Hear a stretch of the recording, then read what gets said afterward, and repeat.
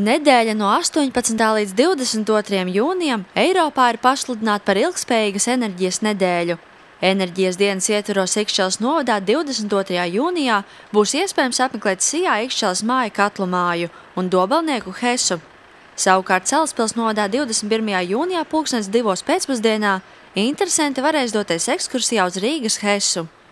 Ogre enerģijas nedēļas ietvaros 22. jūnijā 12:00 notiks izglītojoša diskusija. Tās laikā Sijā Ķilupe sadarbībā ar akciju sabiedrību Latvijas zaļais punkts atbildēs uz iedzīvotājiem interesējošiem jautājumiem, kā arī izglītos par atkritumu šķirošanas nozīmīgumu un atkritumu pārstrādi. Ilgtspējīgas enerģijas problēmām veltītā nedēļa tiek rīkota kopš 2005. gada, un tās mērķis ir veicināt ilgtspējīgas enerģijas attīstību un izmantošanu. Pašreiz enerģija, ko iegūst no atjaunojamajiem energoresursiem, veido nedaudz vairāk par 10% no kopējā energopatēriņa.